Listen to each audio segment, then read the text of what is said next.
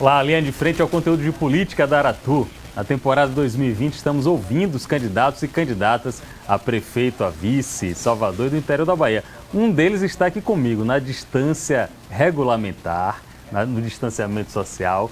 O deputado federal pelo Podemos, Bacelar, candidato a prefeito de Salvador. Seja bem-vindo, Bacelar. É um prazer ter o senhor aqui no estúdio do Linha de Frente.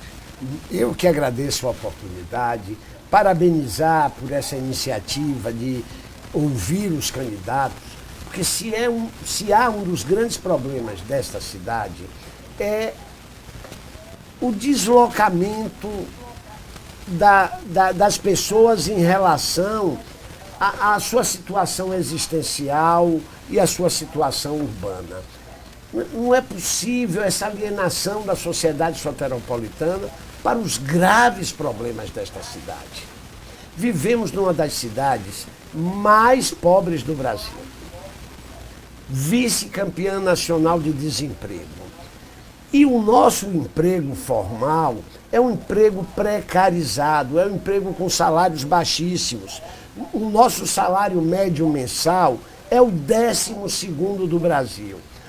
O PIB de Salvador é o 29º da Bahia. Então vejam bem, nós não temos o respaldo nacional, as questões nacionais interferem aqui, a nossa economia é fraca em relação ao Nordeste e a nossa economia é fraca em relação à própria Bahia. Então, acho que neste momento da campanha, a grande discussão em Salvador tem que ser em relação à redução das desigualdades sociais. Não podemos conviver com uma sociedade onde 1 milhão de mulheres chefiam sozinhas suas famílias sem nenhum apoio. Não podemos conviver com uma cidade onde 750 mil pessoas receberam o auxílio emergencial e no dia 1º de janeiro não terão mais esse auxílio. Nós precisamos ter um olhar voltado para 300 mil soteropolitanos entre 18 e 29 anos que não têm nem educação formal e nem emprego. É esta a capital que a gente vive e não a Ilha da Fantasia que a atual administração vende. Eu estou conversando com o Bacelar e posso dizer aqui, Bacelar, que para mim, minha função profissional atualmente me torna um privilegiado.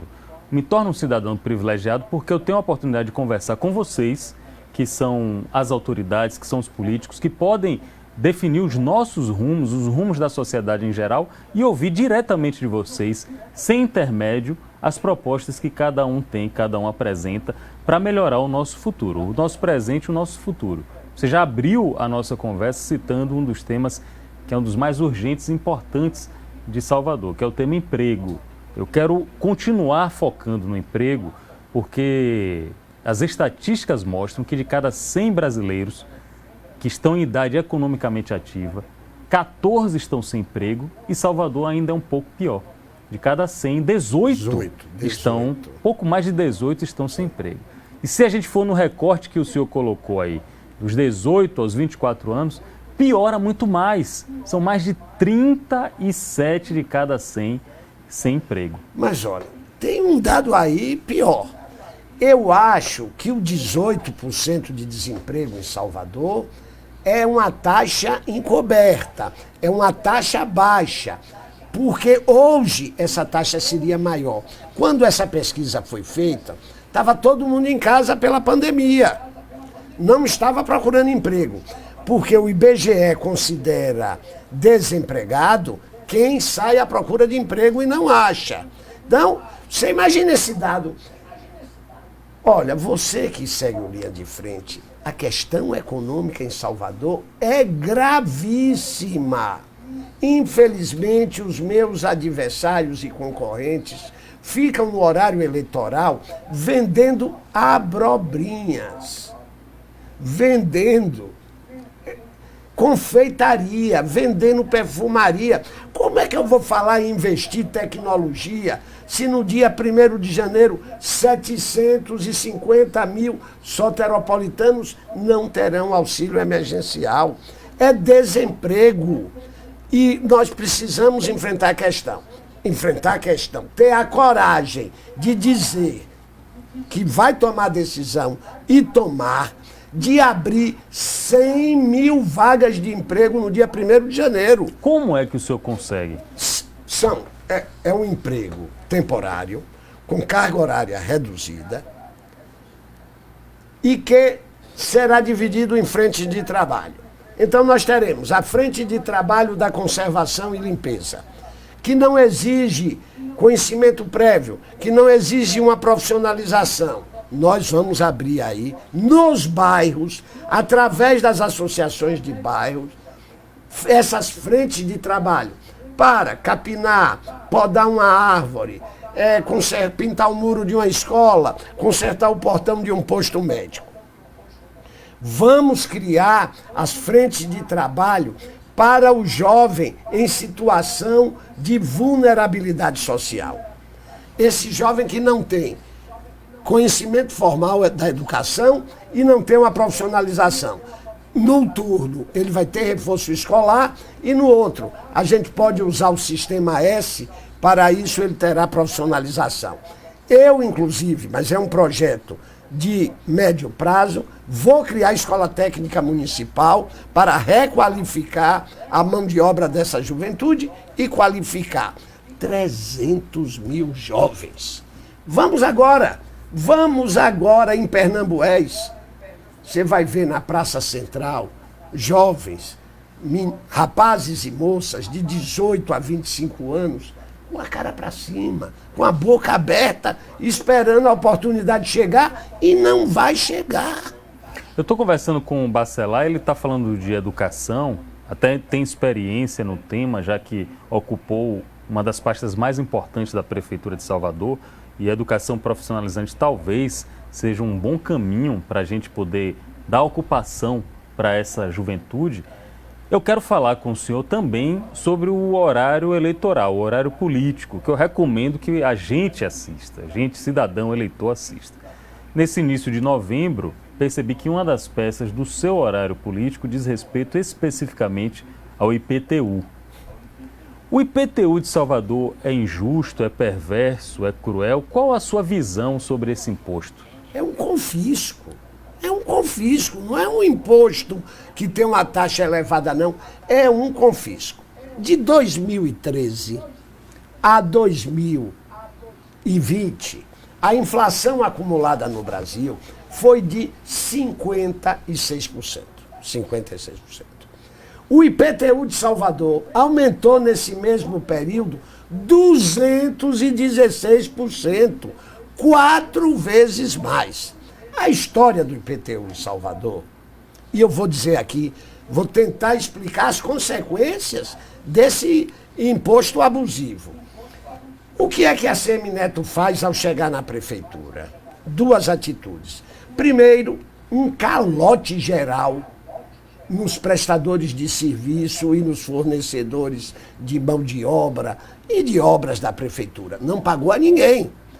Lembre, vocês estão lembrados? Em 2013, janeiro de 2013, ele decreta um calote e para pagar essa dívida em 20 anos, 30 anos, um absurdo.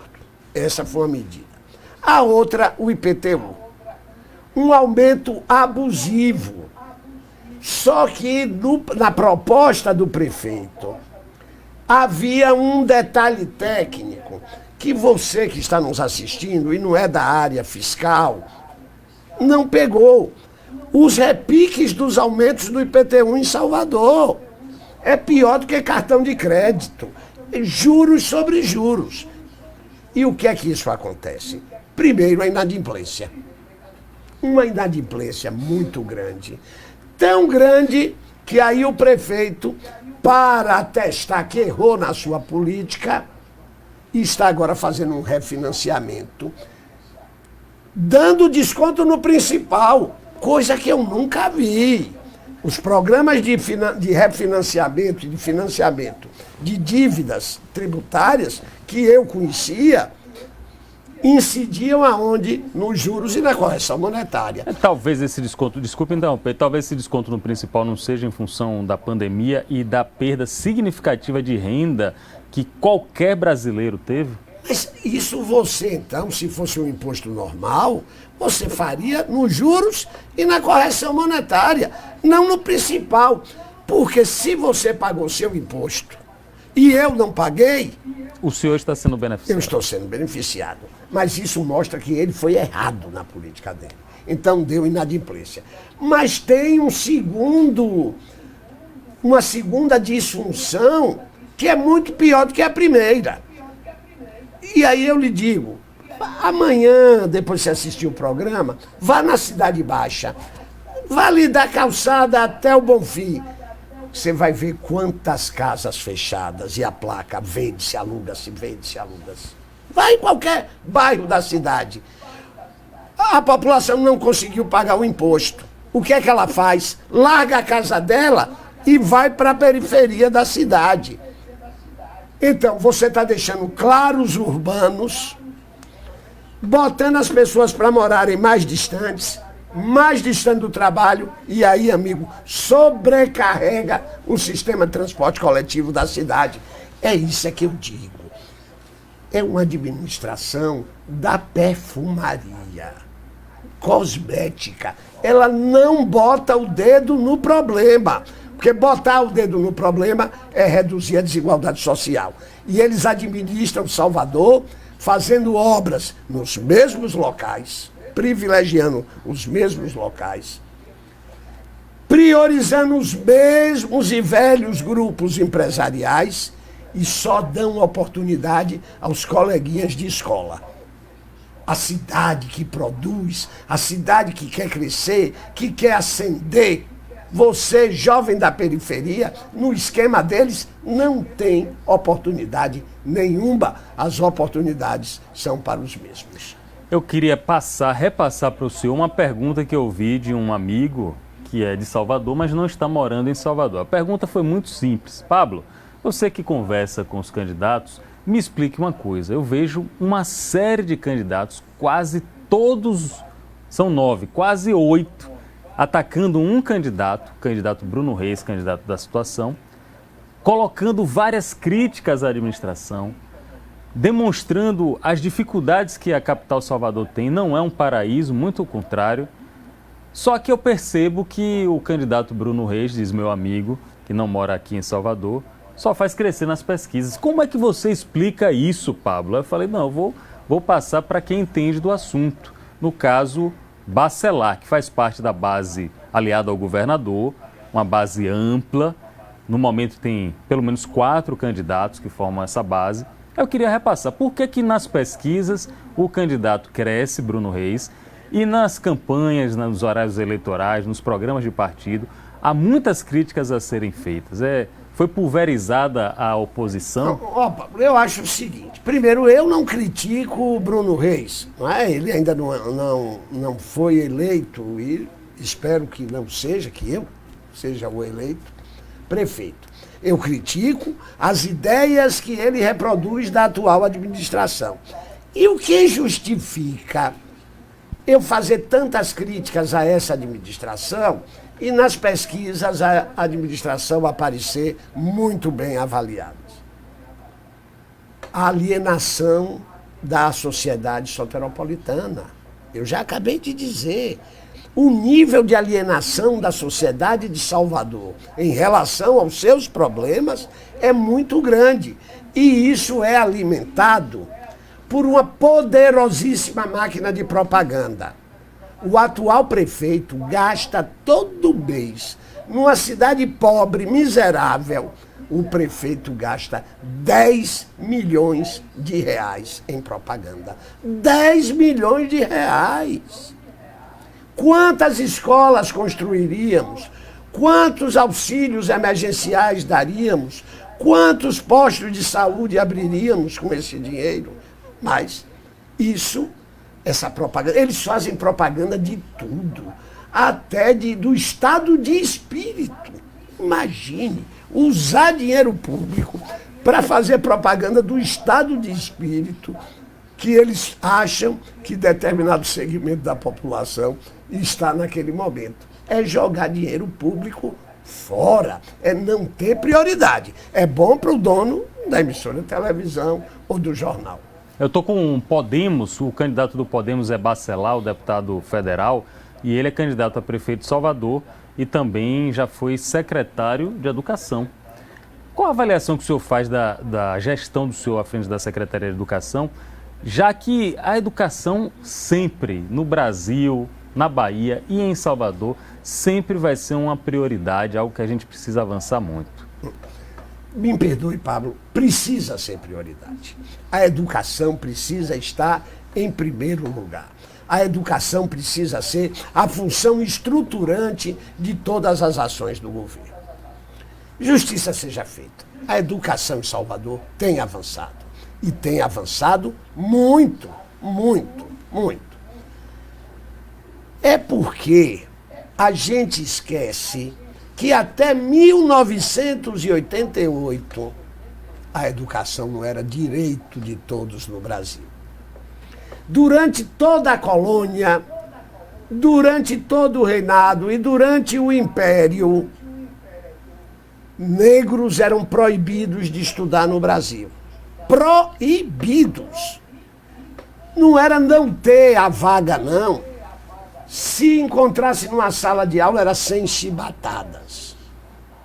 Aí veio a República.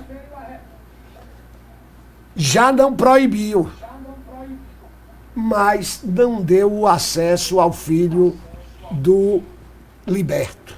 Não é? Não deu acesso à educação ao afrodescendente.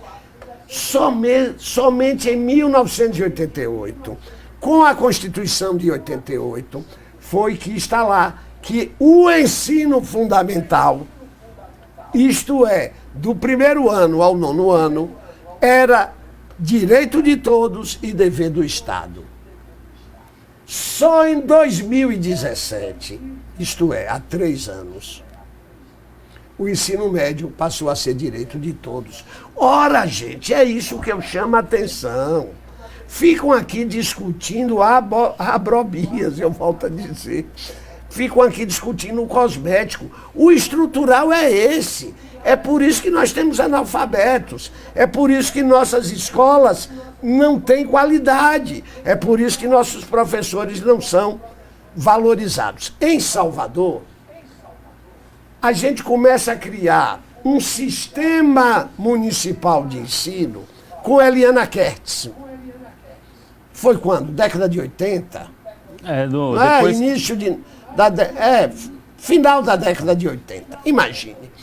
Nossos vizinhos, Uruguai, Argentina, Paraguai, eu não estou falando de Alemanha nem de Inglaterra, não. Tem 200, 300 anos de escola.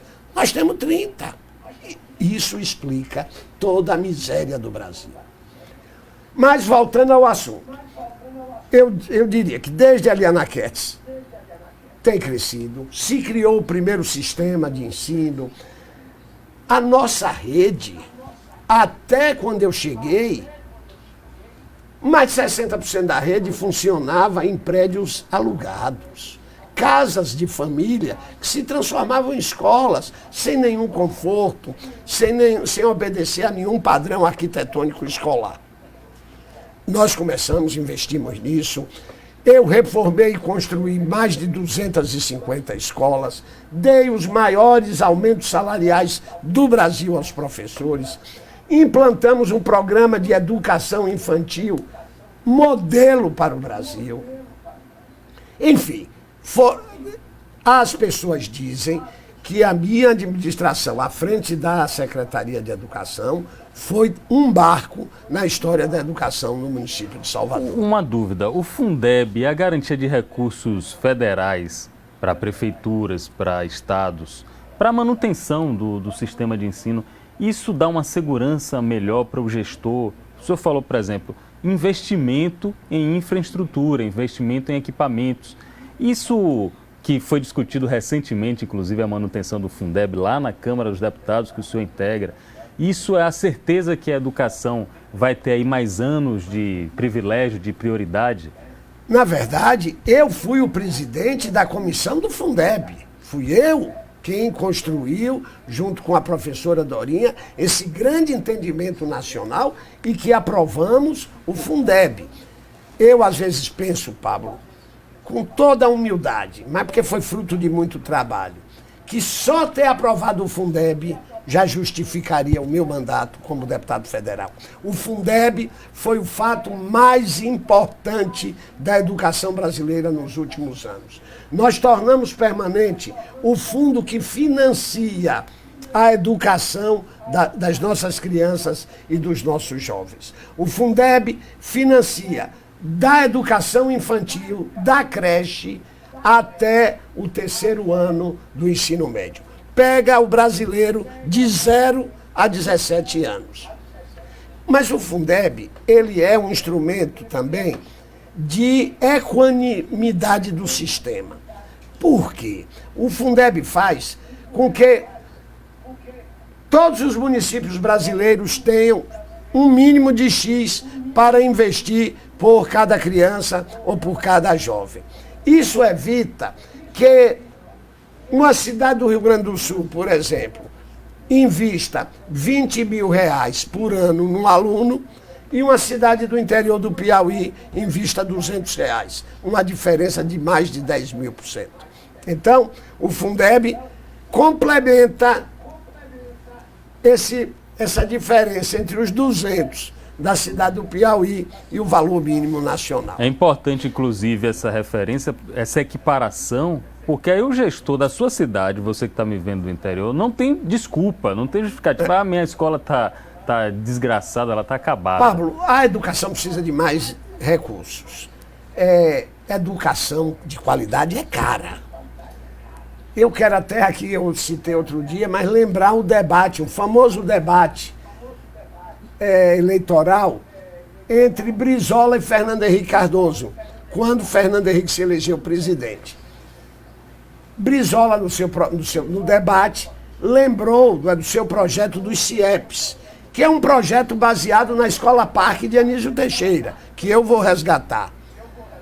Aí, quando o Brizola acabou de dizer que era um centro escolar, que de manhã as crianças tinham acesso à matemática, história, portuguesa, à tarde, educação física, artes, música, cultura, esporte, reforço escolar, piscina, natação.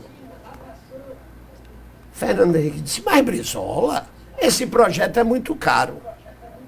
Aí Brizola disse, caro é a ignorância, Fernando Henrique. Então é isso, caro é a ignorância. Nós precisamos investir numa educação de qualidade. Eu, prefeito, a escola do filho do trabalhador será igual à escola do filho do rico.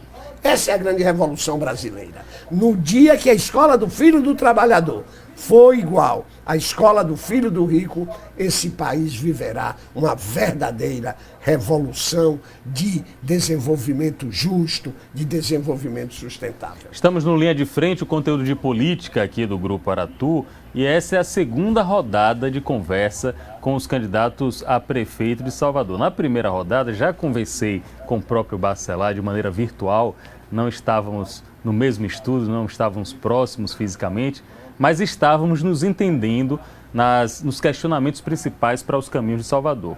E eu fiquei curioso com uma das propostas. O senhor falou muito em descentralização da administração, na possibilidade de Salvador ter vários núcleos. Hoje temos prefeituras bairro, mas a proposta de Bacelar é um pouquinho diferente da prefeitura bairro. Como é essa proposta?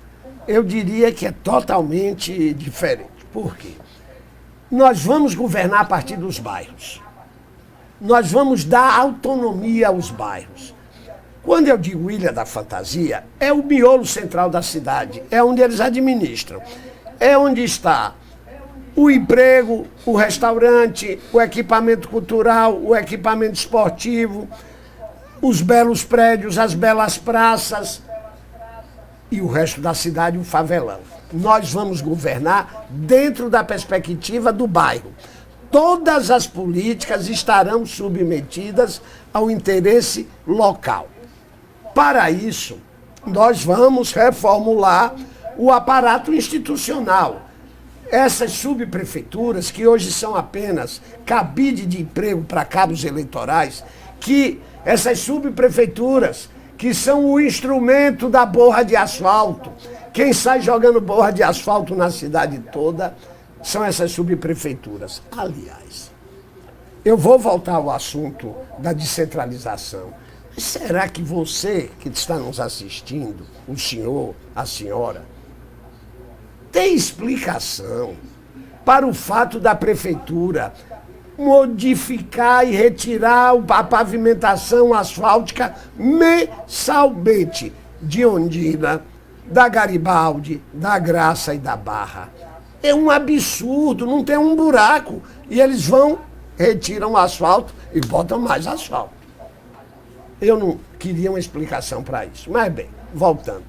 Essas subprefeituras têm que ter resolutividade e também autonomia política. O subprefeito terá que ser escolhido em eleição indireta, no primeiro momento indireta, via associações de bairro, clubes de serviço, associações empresariais, sindicatos, ligas de futebol, igrejas, enfim, os organismos vivos do bairro.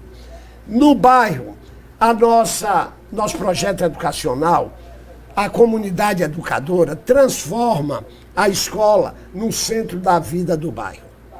Dentro da escola, a gente forma agentes educadores, que são pessoas que irão visitar as famílias dos estudantes. Desde que esse estudante apresente 2 dessas 5 situações que eu vou falar aqui. Primeiro, se houve uma queda abrupta no aprendizado do estudante, acende a luz verde. Segundo, se essa criança apresenta uma taxa de evasão ou de ausência muito grande. Se está com 60% de falta, o sinal verde, o sinal amarelo também acende. Terceiro, se essa criança apresenta sinais de violência doméstica. Quarto, se essa criança apresenta sinais de queda da renda familiar acentuada. E, finalmente, se a família dessa criança não mostra interesse no desenvolvimento das aulas.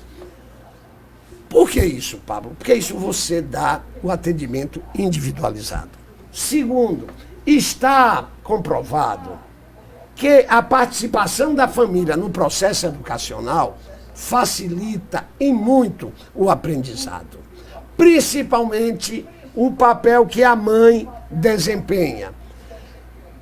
As sociedades onde as mães acompanham os filhos no seu processo educacional, o resultado é positivo. No Brasil, as mães gastam 30% do seu tempo para acompanhar o filho, enquanto nós homens, os pais, apenas 10%. Então, quando você reforça o papel da família, você acompanha a família, o processo educacional começa a melhorar. E você terá 3 redes para apoiar essa criança. A rede educacional, se o problema for educacional, a rede de saúde, se for um problema de saúde, e a rede de assistência social, se for um problema de queda de rendimento, alcoolismo, drogas, violência, enfim. Nós vamos dar um atendimento individualizado na educação. E ao final dos 4 anos, vocês vão ver o avanço da educação. Isso também transforma a escola no centro do bairro. E a partir daí, nós vamos melhorando, a partir da escola, a infraestrutura, o prédio da delegacia, o prédio do posto de saúde, a própria urbanização do bairro, tudo isso a partir da escola. Bacelar, o candidato do Podemos à Prefeitura de Salvador, nosso convidado aqui no Linha de Frente. A conversa é boa, é bom entender as propostas de todos os candidatos. Infelizmente a gente está terminando, mas eu ainda tenho uma última pergunta, que é um tema muito precioso para o público de Salvador. Estou falando da mobilidade. Vou citar um exemplo pessoal. Eu tive a curiosidade em saber quanto tempo no mês, Bacelar, eu gastava no trânsito. E olha que eu não sou muito de sair de casa, eu venho de casa para o trabalho. Eu gastei no mês de setembro 34 horas da minha vida no trânsito.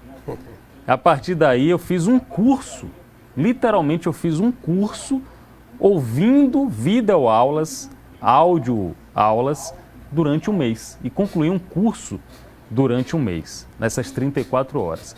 Infelizmente, você sabe melhor do que eu, que várias pessoas em Salvador passam mais tempo ainda no trânsito e não têm essa oportunidade que eu tive no meu carro de ouvir uma aula, fazer um curso completo. Como é que a gente resolve esse problema, Bacelar? Primeiro, lhe dizer que gostei da sugestão. Enquanto eu não for prefeito, vou também fazer isso, porque quando eu for prefeito, resolverei o problema.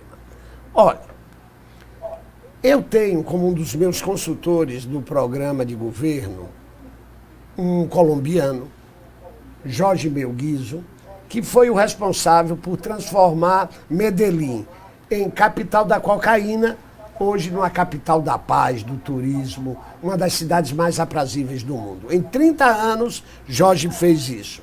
E Jorge está me dando uma assessoria aqui.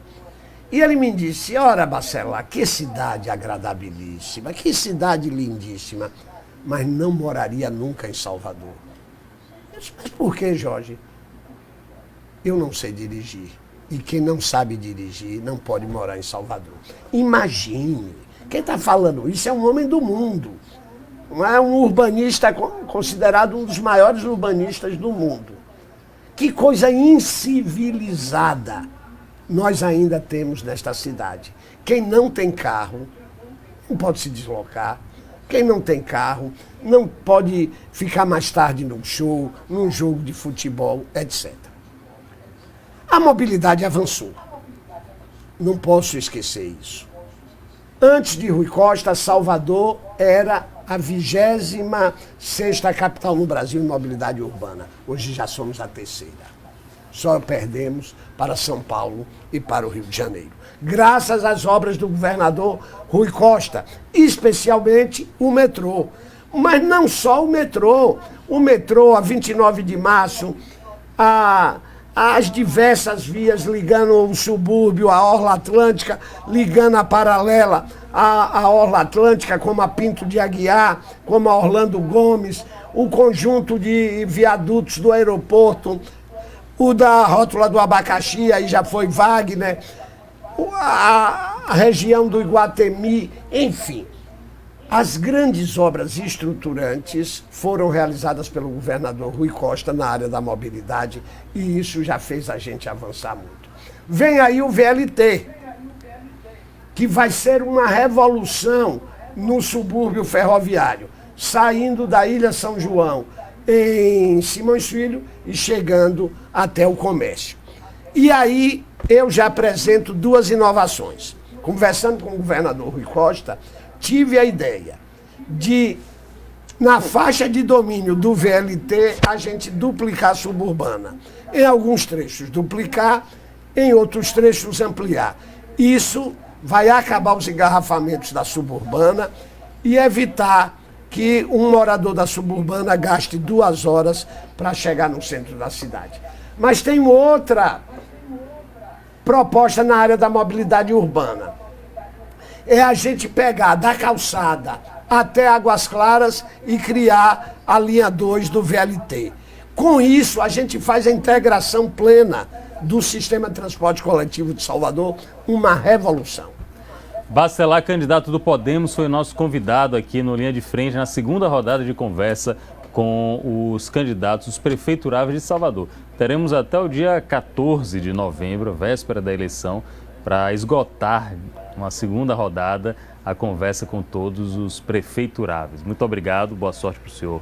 Pablo, eu que agradeço. Agradeço também a você, telespectador que nos acompanhou, e sugiro que visite as minhas redes sociais, o Bora Bacelar, para conhecer melhor as minhas propostas. E tenho certeza que com essa sua visita você vai ficar bastante tendente a me apoiar, porque tenho certeza que eu me preparei para esse momento. Eu tenho a coragem para mudar o que precisa ser mudado. Tenho a determinação para melhorar o que precisa ser melhorado. E lhe digo, tenho o compromisso de governar para quem mais precisa e transformar essa cidade, fazendo com que Salvador volte a ser o farol que ilumina os caminhos do Brasil. Linha de Frente é o conteúdo de política da Aratu. Agradeço a todos vocês que assistiram pela internet e pela TV. Até um próximo encontro. Eu sou Pablo Reis, com os trabalhos técnicos de Everton do Vale, a produção de Cris Almeida. Conversaremos com os próximos candidatos nos próximos dias. Até a próxima. Muito obrigado.